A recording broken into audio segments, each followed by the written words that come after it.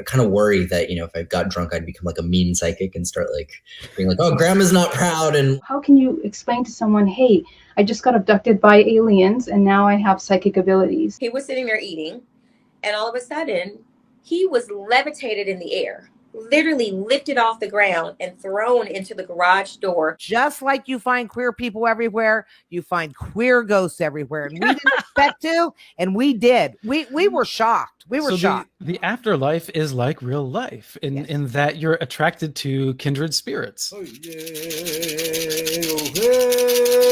Oh, hey.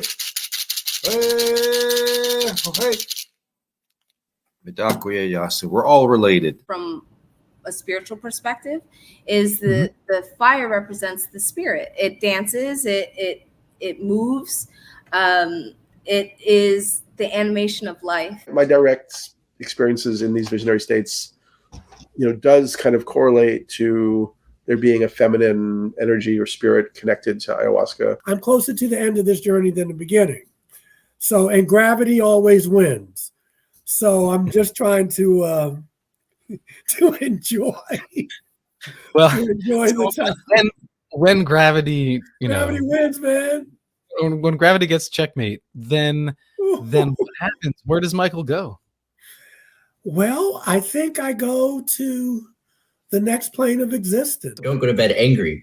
But that platitude kind of in many ways dictates my life. I see people who, go to bed angry and then the person never wakes up.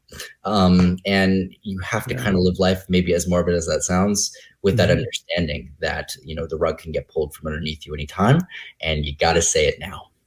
Yeah, that's beautiful. Thank you. And I would say that applies to, like you said, regret, guilt and shame. I think oftentimes prevents us from saying things or expressing ourselves. So that's really beautiful. Thank you, Tyler. Well, thank you, Alan. I so appreciate it. This has been such a fun conversation. As we go through life and as we have these experiences, number one, we learn more about ourselves. Mm-hmm. Why did we have the reactions that we did? Why did we feel the way that we did? Number two, when we reach out and we are able to speak to other people who have had experiences similar to ours, not only are we healing ourselves, but they are also experiencing that healing. I find Roswell case so compelling. The initial press release was true, and that the object was not of this earth. We're not going to see something happen overnight unless we get some kind of mass disclosure of some sort. We see a craft come down and be like, hey guys. But other than that, which I think is pretty extreme, it's going to take time. But we've come a long way truly in a short period of time that I did not expect. I think that the hey guys theory is not going to come to fruition.